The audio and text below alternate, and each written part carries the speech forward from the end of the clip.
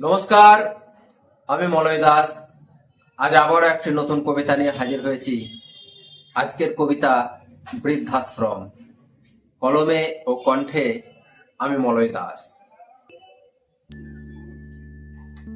কার্তিক দা, ও কার্তিক দা, ওঠো, সকাল তো হয়ে এলো।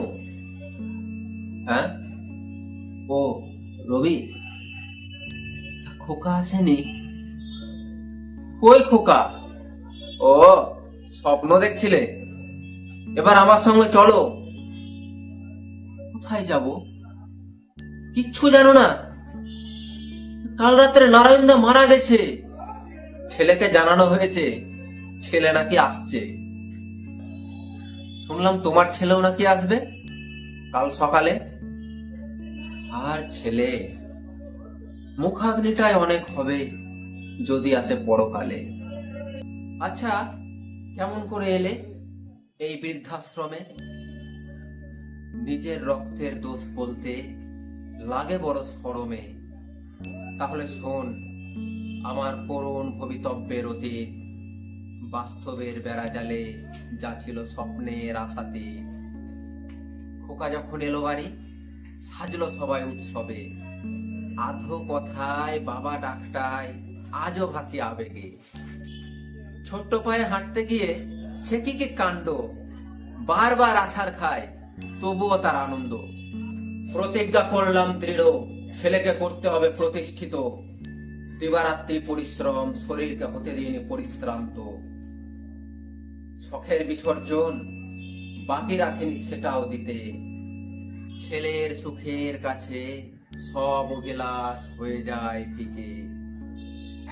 অবশেষে স্বপ্ন হলো সত্যি, চাকরি হলো খোকার।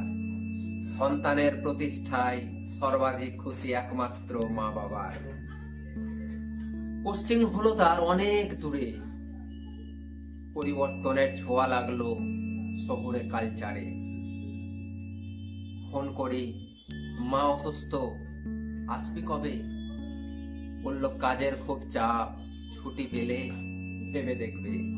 ছেলের বিরহে শয্যা সেই মা নিল অন্তিম শ্বাস। শ্রাদ্ধ কাজ শেষ হতেই দিল অবিশ্বাস্য আশ্বাস। বাবা, টাকার দরকার, বাড়িটা বিক্রি করব, দুদিন পরে এসে তোমায় নিয়ে যাব। কালি ভর্তি হাজার পাতার লক্ষ্য স্মৃতির মাঝে আশায় আজও বসে থাকি খোকা আসবে নিতে। খোকা এলো, বলল অন্ন বস্ত্র বন্ধ, খুঁজে নাও নতুন আশ্রম। শেষ পর্যন্ত আমার ঠিকানা হলো এই বৃদ্ধাশ্রম। শুনলেই আমার অনিশ্চিত ভবিতব্যের করুণ বর্তমান। অত্যধিক আদর ছেলের বিপথে যাওয়ার একমাত্র প্রমাণ। লালন পালনে গাফিলতি, জীবনভর অনুতাপ। আমৃত্যু চাইবো আমি, খোকা আমার সুখে থাক। ধন্যবাদ, সবাই ভালো থাকবেন, সুস্থ থাকবেন। আবার নতুন একটি কবিতায় দেখা হবে।